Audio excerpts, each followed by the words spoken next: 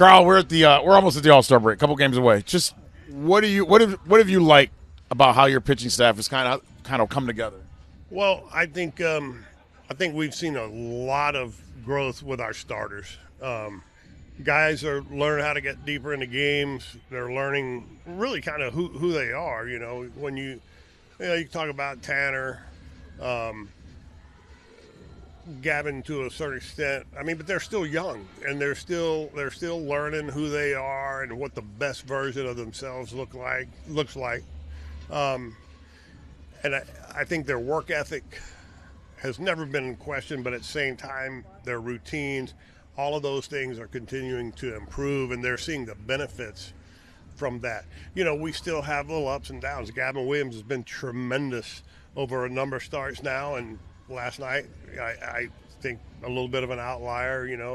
Obviously, as a staff, we got to do better with the free passes, man. It's just it's not always that walks score, which seemingly a lot of times they do, but you continue to flip the lineup over and you respect every hitter in the lineup, but there's certain hitters you want to face them as few times as possible, and we got to be better at that. But these guys are working hard, and they're improving, and that's why we're here. Obviously, we're here to win, but we have to get better to do so. Tanner, we haven't seen a lot of wins, but you've seen him change his approach a little bit. Just what is it about him that you feel like he could still work with? I think so. Number one, you're right. He kind of went back to the delivery that he had a couple of years ago. Kind of saw an uptick in stuff. It's changed some of his pitch usage, which has really helped.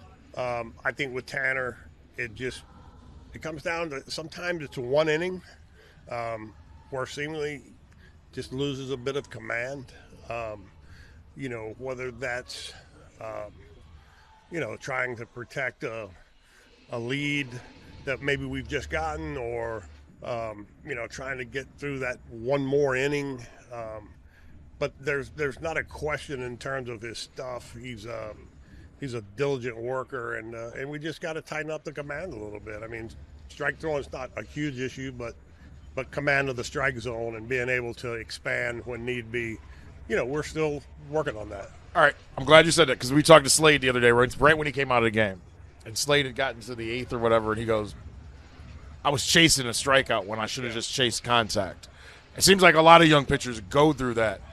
You can say it, but how much do they have to go through it to learn it? Oh, I think they definitely have to. You have to experience things that sometimes we as coaches can tell players, both position players and pitchers, but until they experience it and it happens, that's when they're really going to recognize and realize it. And I was so proud of Slade, that outing in Houston. It was a tremendous outing and one that we sorely needed. But I was disappointed for him because I really felt like he should have gotten through 8 innings. And, he started chasing a strikeout there to start that inning off, and he got himself in a bit of a jam. But he'll learn from that. Right. But I feel like all the starting pitchers at times go through that, and some of their stuff is so good, you get it. But then when you're in the 5th or 6th inning, you got 80 pitches, it's like you look back and go, did I have to chase that in the 2nd inning? Yeah, that's right. We want to be efficient, get outs as quickly as possible. It's great to rack up strikeout numbers. They look sexy and everything else, but outs are outs regardless of how you get them. And we have to do, and I think I have to do a better job. If you go back and look at Bybee's start in Houston, through 4 innings, he was dominating. And in that 5th inning, all of a sudden it's like they caught on to what was going on, to what he was doing, and then very quickly they got on it, and we didn't shift gears in time, and that was on me. At least I believe so.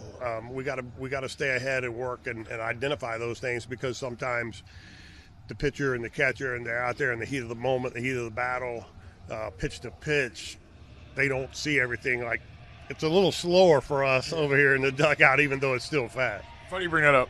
It's not just us, but pitch tipping or people trying to find out what teams are doing. We saw Seattle and New York the other night. Yeah. And guys are doing jumping jacks out in second base.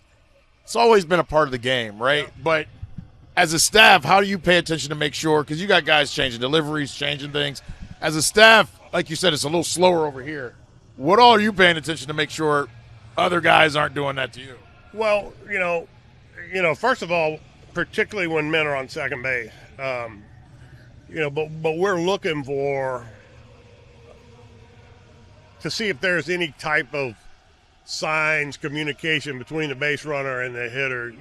Typically, these guys have great ways of disguising it, but usually it will stand out to you, right? But we're constantly watching, guys' hands, guys' breaths, the rhythm of their set, the height, different changes in the gloves.